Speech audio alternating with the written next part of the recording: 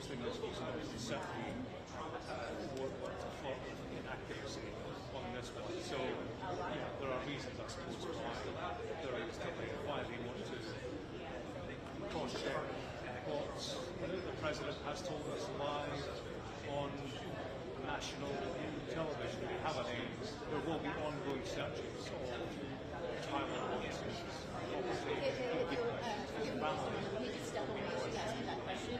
Referencing with the evidence they have, DNA in the weapon, but right here.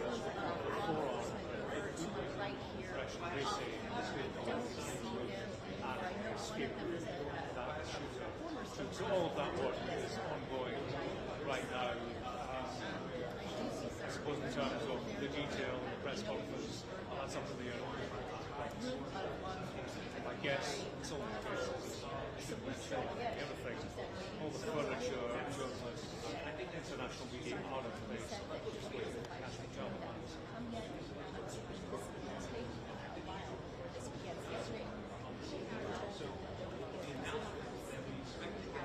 That was pushed, I should say. So time is of the essence, but again, we're waiting for them. They shut that press conference when they want to start.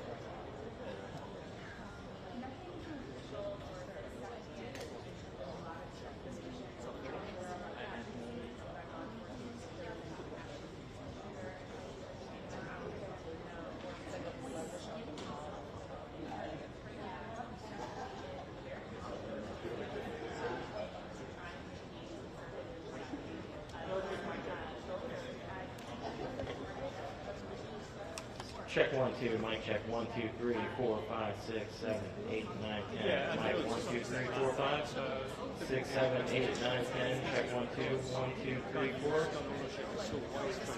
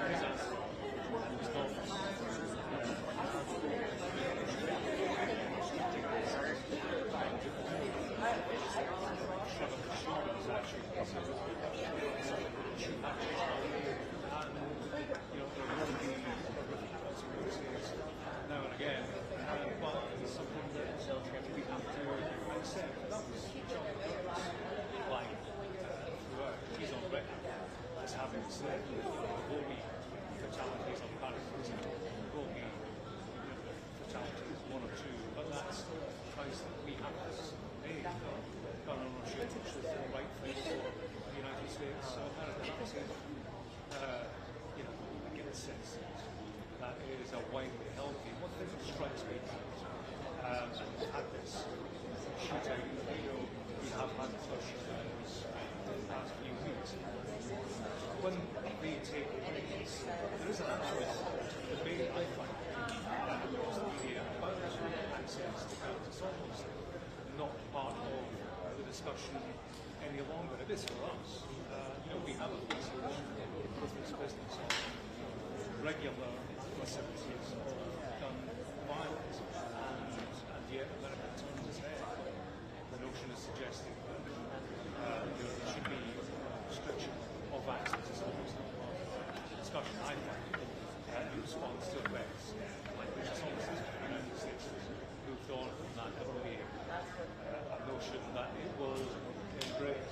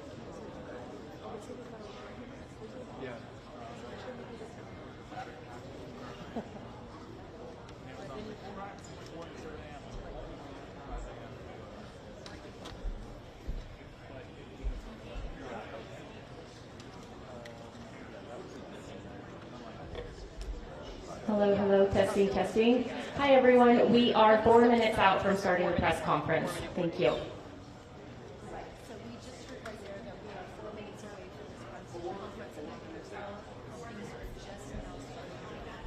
Two developments we're seeing FBI agents here on the ballot. We often see that there are some level of officials around, so that was again, we are wanting to know two things. Is a suspect in custody? We were able to confirm that in an interview from President Trump This is the camera. Are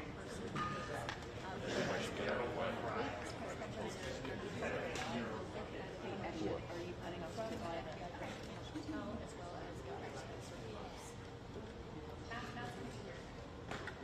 Eddie, can you hear me?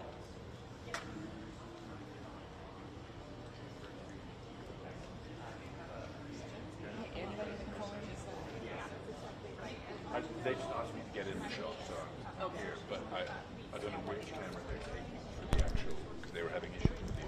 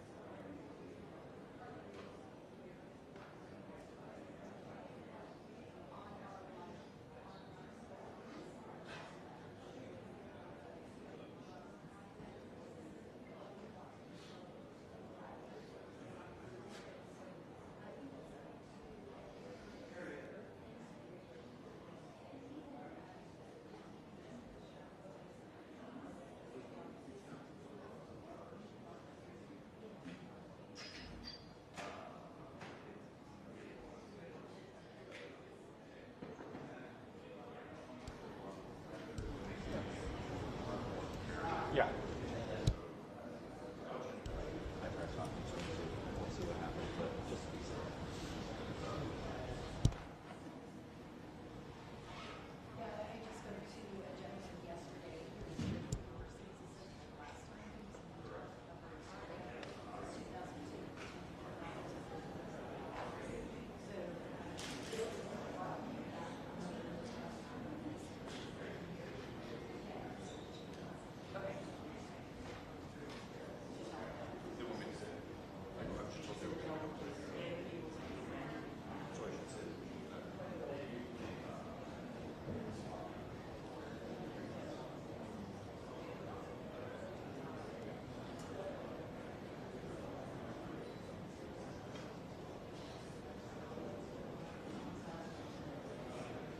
That's right, John. We were given a 4-minute warning 3 minutes ago, so we are expecting any second to see the officials coming in. We are told to expect a similar cast of characters we saw last night. That would be the governor, that would be the Utah Public Safety Commissioner, that would be Cash Patel from the FBI, and the FBI's special agent in charge. John, any second we should be seeing them coming into this room for the press conference. That 4-minute warning has expired. So any second now, John, we should be hearing more information in this case. 3 minutes ago, so we got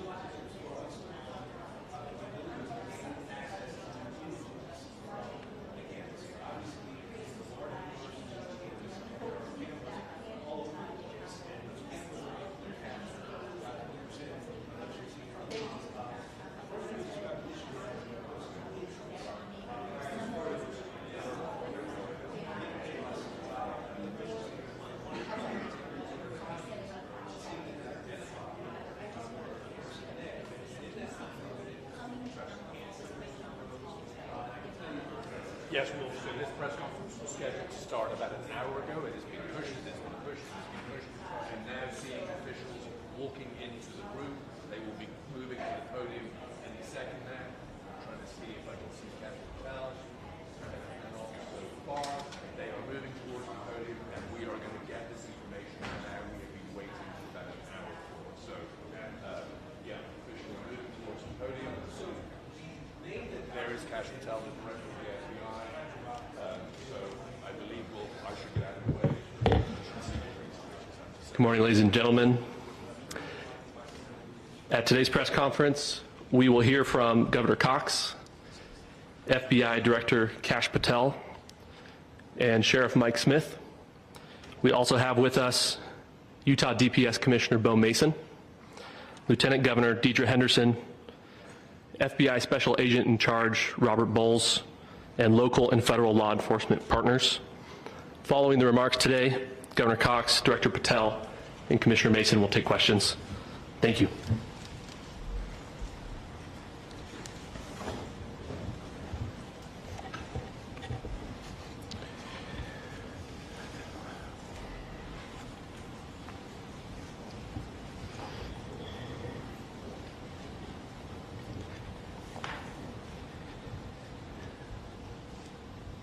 Good morning, ladies and gentlemen. We got him. On the evening of September 11th, a family member of Tyler Robinson reached out to a family friend who contacted the Washington County Sheriff's Office with information that Robinson had confessed to them or implied that he had committed the incident. This information was relayed to the Utah County Sheriff's Office and scene investigators at Utah Valley University. This information was also conveyed to the FBI. Investigators reviewed additional video footage from UVU surveillance and identified Robinson arriving on UVU campus in a gray Dodge Challenger at approximately 8:29 a.m. on September 10th, in which he is observed on video in a plain maroon t-shirt, light-colored shorts, a black hat with a white logo, and light-colored shoes. When encountered in person by investigators in Washington County on September 12th, in the early morning hours, Robinson was observed in consistent clothing with those surveillance images. Investigators interviewed a family member of Robinson who stated that Robinson had become more political in recent years. The family member referenced a recent incident in which Robinson came to dinner prior to September 10th, and in the conversation with another family member, Robinson mentioned Charlie Kirk was coming to UVU. They talked about why they didn't like him and the viewpoints that he had. The family member also stated Kirk was full of hate and spreading hate. The family member also confirmed Robinson had a gray Dodge Challenger. Investigators identified an individual as the roommate of Robinson. Investigators interviewed that roommate, who stated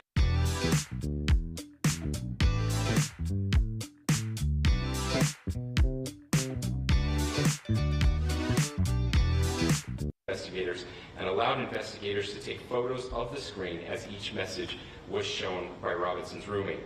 These photos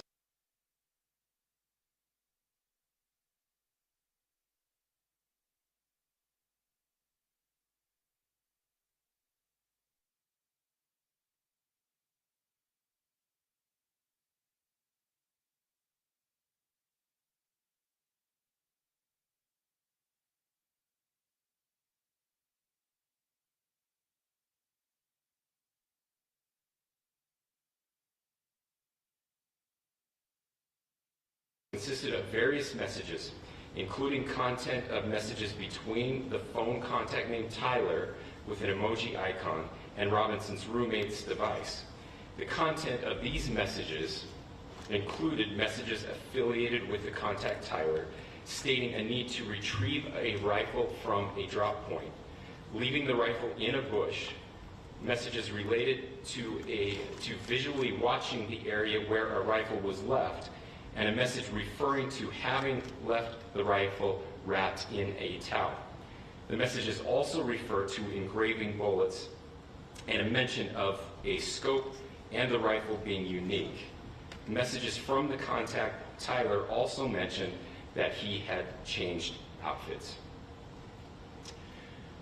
I know there's been speculation as well as to the writing on those casings, those bullet casings, and I believe we have that as well. And I'll share that with you now. So the area north of Campus Drive Road where the suspect crossed over, you saw some of that in the video that we released last night, consists of a grassy area with trees on the edge of the UVU campus. Investigators discovered a bolt-action rifle wrapped in a dark-colored towel. The rifle was determined to be a Mauser Model 98 30-06 caliber bolt-action rifle. The rifle had a scope mounted on top of it. Investigators noted inscriptions that had been engraved on casings found with the rifle. Inscriptions on a fired casing read, "Notices, bulges, capital O-W-O, what's this, question mark." Inscriptions on the 3 unfired casings read, "Hey fascist, exclamation point, catch, exclamation point." Up arrow symbol, right arrow, and symbol, and 3 down arrow symbols. A second unfired casing read, "Oh Bella Chow, Bella Chow, Bella Chow, Chow Chow," and a third unfired casing read, "If you read this, you are gay, LMAO." We are indebted to law enforcement across the state who has worked seamlessly together, local law enforcement, state law enforcement, and our federal partners with the Federal Bureau of Investigation. We're grateful for everyone who worked together in such a short amount of time to find this person and to bring justice. I want to thank the public who has been so engaged, reviewing videos, helping us with sending in tips, and helping us get to this point. I want to thank the family members of Tyler Robinson who did the right thing in this case and were able to bring him into to law enforcement as well. I especially want to thank the family of Charlie Kirk, Erica, Charlie's parents, his children. I want us to be thinking of them as we bring justice in this case. They will be involved in that justice. We will be working very closely with them as we move through this process as well. This is a very sad day for our country, a terrible day for the state of Utah, but I'm grateful that at this moment we have an opportunity to bring closure to this very dark chapter in our nation's history. With that, I'll now turn the microphone over to the Director of the FBI, Kash Patel. Thank you, Governor. This is what happens when you let good cops be cops. The FBI and our partners are proud to stand here today together to bring justice to the family of Charlie Kirk and honor his memory. I want to express my deep gratitude to President Trump, the Vice President, and the entire White House who have been so incredibly supportive with both resources and just personally to the FBI as a team. They had our backs the entire way, and I just want to express my gratitude for giving us the resources we need to operate in this space to bring this sort of justice at this sort of speed. In 33 hours, we have made historic progress for Charlie. Governor Cox, our partnership has been absolutely incredible these last few days. Our partnership will endure. Your state and local partners, your sheriffs, your DPS community has been unbelievably impressive in the hardest of times. And a case like this cannot be solved, cannot be brought without partnering with your state and local authorities. The FBI has a certain role to play. We will play that role, and we will lead after the federal government. But Governor Cox, we are so grateful for your state partnership that led out on this investigation. A little bit of the timeline. Charlie was shot at 12:23 p.m. on Wednesday. The first FBI agents arrived on scene in 16 minutes with chiefs of police at 12:39 and secured the scene. The FBI immediately launched fixed-wing assets.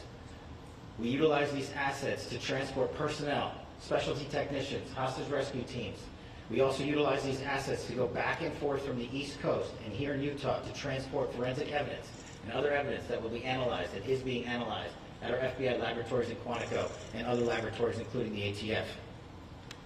At my direction, the FBI released the first set of FBI photos of the suspect at 10 a.m. local time on 9/11. Then, shortly thereafter, the FBI reward of $100,000 was released at 10:45 a.m. local. Myself and Deputy Director Bongino arrived on the scene at approximately 5:30 p.m. on 9/11. The governor led a press conference last night at approximately 8 p.m., where at my direction, the FBI released a never-before-seen video of the suspect. We also released new images to the public of the suspect. And just last night, the suspect was taken into custody at 10 p.m. local time. In less than 36 hours, 33 to be precise, thanks to the full weight of the federal government and leading out with the partners here in the state of Utah and Governor Cox, the suspect was apprehended in a historic time period. And I want to highlight what Governor Cox said. This would not have been possible without you, the media, and you, the public. That's why we went so public, so fast, and we're so transparent, and we're committed to that transparency. The crime scene, just a little bit there. It is a large crime scene. State and local authorities, along with federal authorities, processed that crime scene quickly, and I even had the ability to walk through that crime scene and walk through the steps the suspect took to learn more about what was needed and what resources we needed to bear to create a full picture for the FBI and leadership back in Washington. Furthermore, thankfully to state and local partners, forensic evidence has been seized and continues to be garnered. Forensic evidence has already been evaluated at FBI laboratories in Quantico and state and local authorities here. We will continue to process evidence as we see it, as we collect it, and we will continue to deliver to Governor Cox and his team. Last night, we had a total of approximately 7,000 leads. As of this morning, thanks to your great work, we have over 11,000 leads that were called in to the FBI. And we are running out every single lead that we can. Every one of those leads will be run out. The arrest is a testament to the dedication of good law enforcement being great, and partnerships in law enforcement, which I've tried to highlight as my tenure as the director of the FBI.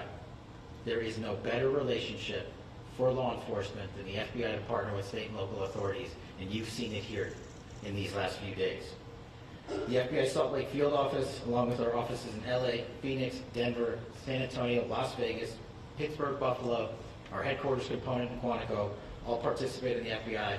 I want to express my deep gratitude to the employees of the FBI, the men and women, the evidence response team tacticians, the special operators, the agents, the support staff. You have done monumental work in historic time when the public, who had a right to demand such an expeditious solving of an investigation, the FBI answered that call diligently, critically important to our nation, and we delivered. And I'm proud to be their leader, and I'm proud to be the director of the FBI. This is very much an ongoing investigation, as the governor said, and we will continue to work with state and local authorities to develop the investigation, to provide them the evidence they need for their ongoing prosecutions, and we will be here to answer every call they absolutely have, as long as it takes, for as long as we need to find and apprehend whatever suspects were involved in this crime. Lastly, to my friend Charlie Kirk, rest now, brother. We have the watch, and I'll see you in Valhalla.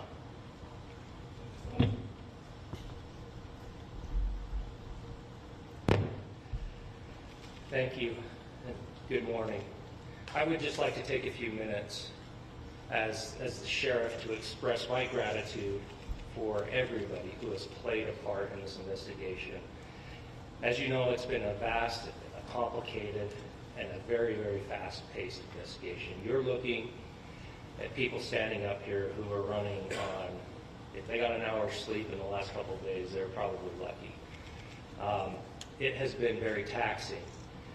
It has been so impressive, speaking on behalf of the local law enforcement, to see the cooperation that we've seen in this type of case.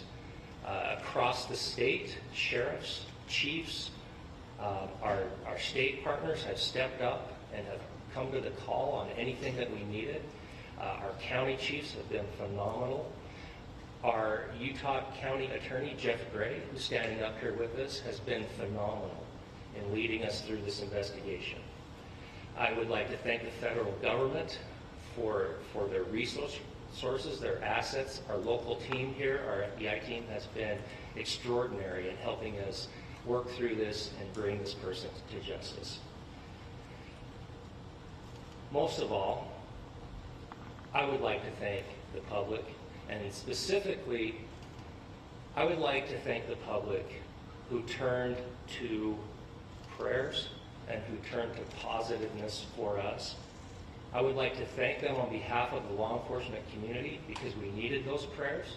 That's what we needed to get through this. We needed your support, and you gave it to us. We needed your patience, and you gave it to us. And I would like to thank you for the Kirk family because that's what they need, is your support and your prayers, and that will get us through all of this. So thank you everybody for everybody that has stepped up. We've had such a phenomenal response to this. Thank you.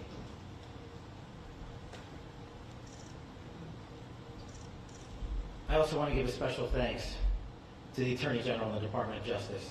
Their unwavering support and their commitment to justice is shown true here. And without AG Bondi and Deputy Attorney General Todd Blanche and the resources they brought to bear, we would not have been able to complete our mission. And I just want to say special thanks. It's an honor to be a part of the Department of Justice. Thank you again to our incredible law enforcement team who has worked so hard. Sheriff, I got a solid 90 minutes last night, so I'm probably the most well-rested person up here.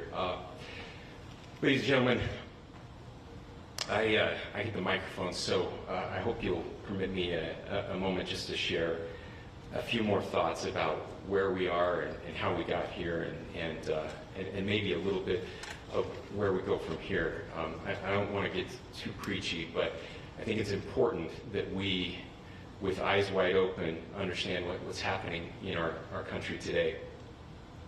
I've heard people say, well, why are we so invested in this? There's violence happening all across our country, and violence is tragic everywhere, and every life taken is a child of God who deserves our love and respect and dignity. This is certainly about the tragic death, political assassination of Charlie Kirk. But it is also much bigger than an attack on an individual. It is an attack on all of us. It is an attack on the American experiment. It is an attack on our ideals. This cuts to the very foundation of who we are, of who we have been, and who we could be in better times. Political violence is different than any other type of violence for lots of different reasons. One, because in the very act that Charlie championed of expression, that freedom of expression that is enshrined in our founding documents, in having his life taken in that very act, makes it more difficult for people to feel like they can share their ideas, that they can speak freely. We will never be able to solve all the other problems, including the violence problems that people are worried about, if we can't have a clash of ideas safely and securely. Especially those ideas with which you disagree. That's why this matters so much. Over the last 48 hours, I have been as angry as I have ever been, as sad as I have ever been. And it was, as anger pushed me to the brink, it was actually Charlie's words that pulled me back. I'd like to share some of those. And specifically right now, if I could, I need to talk to the young people in our state, in my state, and all across the country. As President Trump reminded me, he said, you know who really loved Charlie? The youth. And he's right. Young people loved Charlie, and young people hated Charlie. And Charlie went into those places anyway. And these are the words that have helped me. Charlie said, when people stop talking, that's when you get violence. He said, the weak can never forgive. Forgiveness is the attribute of the strong. The only way out of the labyrinth of suffering is to forgive. Welcome without judgment, love without condition, forgive without limit. He said, always forgive your enemies. Nothing annoys them so much. A few months ago, I referenced this last night, Charlie posted to social media, when things are moving very fast and people are losing their minds, it's important to stay grounded. Turn off your phone, read scripture, spend time with friends, and remember, internet fury is not real life. It's going to be okay. He again said, when you stop having a human connection with someone you disagree with, it becomes a lot easier to commit violence. He said, what we as a culture have to get back to is being able to have a reasonable agreement, where violence is not an option. Now, again, to my young friends out there, you are inheriting a country where politics feels like rage. It feels like rage is the only option. But through those words, we have a reminder that we can choose a different path. Your generation has an opportunity to build a culture that is very different than what we are suffering through right now. Not by pretending differences don't matter, but by embracing our differences and having those hard conversations. I think we need more moral clarity right now. I hear all the time that words are violence. Words are not violence. Violence is violence. And there is one person responsible for what happened here. And that person is now in custody and will be charged soon and will be held accountable.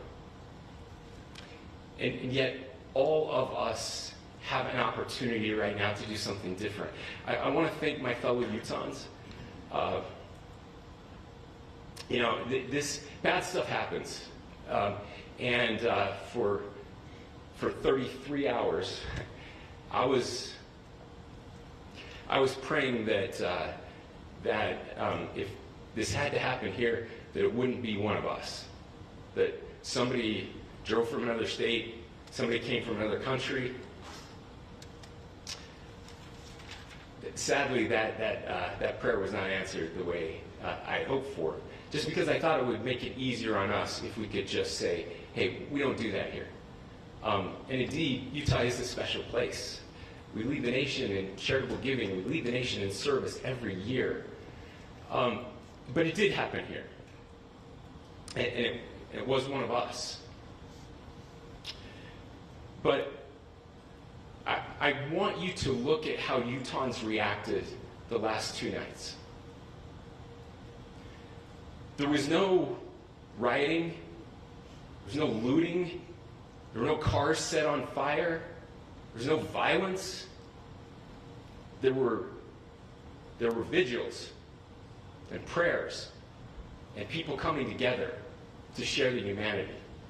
And that, ladies and gentlemen, I believe is the answer to this. We can return violence with violence. We can return hate with hate. And that's the problem with political violence, is it metastasizes. Because we can always point the finger at the other side. And at some point, we have to find an off-ramp, or it's going to get much, much worse. But see, these are choices that we can make. History will dictate if this is a turning point for our country. But every single one of us gets to choose right now if this is a turning point for us. We get to make decisions. We have our agency. And I desperately call on every American, Republican, Democrat, liberal, progressive, conservative, MAGA, all of us to please, please, please follow what Charlie taught me. I'll just conclude with words I share often from a friend and author Yuval Levin, who was asked if he was optimistic about our country. And he said, I'm not optimistic. He said, I hate optimism. God, that sounds bad. But he said, optimism is a vice. It's this idea that good things are just going to happen. And he said, in the history of the world, good things have never just happened. He said, I'm not optimistic, but I am hopeful. And hope is the virtue that sits between the vices of optimism and pessimism. Hope is the idea that good things are going to happen because we can make them so. I still believe in our country. And I know Charlie Kirk believed in our country. I still believe that there is more good among us than evil. And I still believe that we can change the course of history. I'm hopeful because Americans can make it so. Ladies and gentlemen, we're happy to answer any questions you have. Governor, can you please speak to whether the suspect is speaking with authorities and his demeanor, Tyler Robinson, when he turned himself in? I cannot speak to that.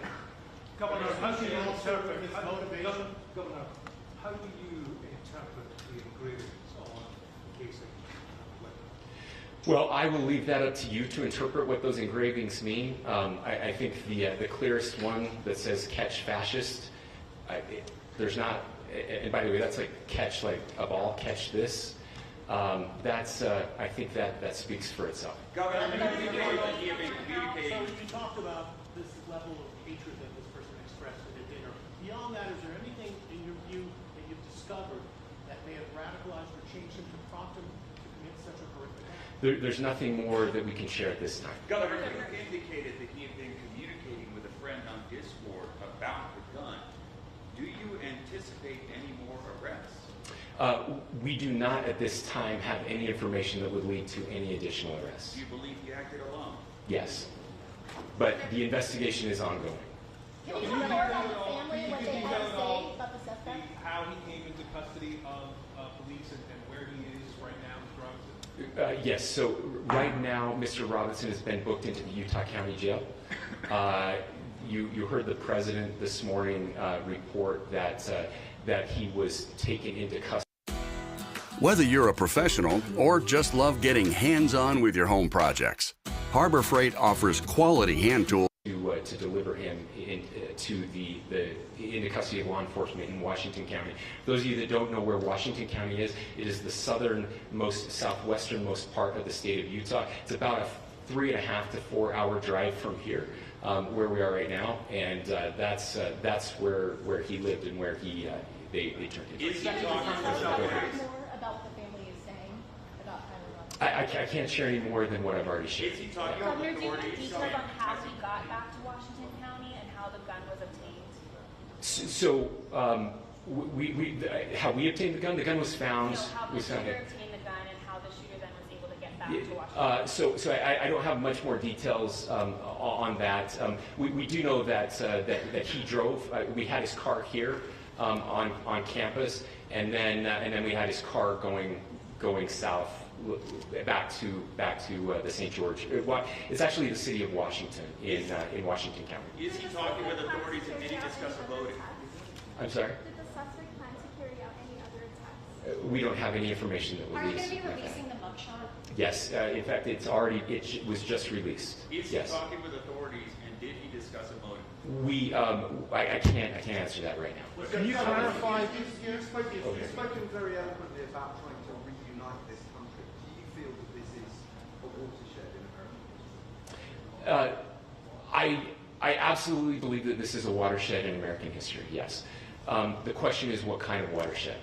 And that chapter remains to be written. Is this the end of a dark chapter in our history or the beginning of a darker chapter in our history? Look, I mean, if you look at true political assassinations in this country of someone of this stature, This feels a lot like the late 60s, and having one so gruesomely displayed on camera in all of our hands and in all of our pockets. We are not wired as human beings, biologically, historically. We have not evolved in a way that we are capable of processing those types of violent imagery. And by the way, we've seen another one with a gruesome stabbing very recently that went viral. This is not good for us. It is not good to consume. Social media is a cancer on our society right now. And I would encourage, again, I would encourage people to log off, turn off, touch grass, hug a family member, go out and do good in your community. That is happening, and it's happening organically right now. I had a friend in a small city in Utah who said, we're getting together, the Republicans and Democrats in my little town are getting together to have a discussion tonight, last night, just to find a way to find their better angels. So yes, this could be, I mean, you know, again, you have to go back to JFK to have seen a video live of something like this happening. I wasn't born until 1975, but I know that things were really dark in the late 60s. Sorry to some of you. I know some of you were there. This is our moment. Do we escalate, or do we find an off-ramp? And again, it's a choice. It's a choice, and every one of us gets to make that choice. Two more questions right here. Could we clarify that the release of those enhanced images at 8 p.m., the timeline that Director Patel gave us, led to the arrest at 10 p.m.? Is there a direct connection between those two events? I cannot comment if there is a direct connection or not, but all I can say is that that through some process, the family came to know that this had happened. One more thing, Governor. Could you just clarify the clothing issue you mentioned earlier? Was he changing outfits? Correct. Could you just clarify this? Yes. So when he's first spotted on campus, he has different clothing on, and then he changes clothing on the roof, and then changed back into that clothing at some point, so that when he was apprehended, when he was arrested, the clothing matched the clothing he had on before the shooting here at UVU. Last question here. You said that the suspect was from Utah. Can you kind of tell us a little bit more about where, and was he a student here at this university, and is there any history of mental illness? Yeah. So I don't have any information on the mental illness part. He was not a student here at UVU. He was living and had lived for a long time with his family in Washington County. Thank you, everyone, for your great work in getting this information out. I would just say, process-wise, this may be important. I know many of you aren't familiar with the process in Utah. I think it's important that you understand that. Basically, we have 3 days for charging documents to be filed. A CI will be filed. We'll have more information then, more detailed information as those charging documents are filed in preparation for a preliminary hearing. So 3 days. So we would anticipate then that early next week those charging documents will be filed. We will obviously be working. The county attorney will be working very closely with Mr. Kirk's family as those documents and decisions are prepared and made. Thanks, everyone.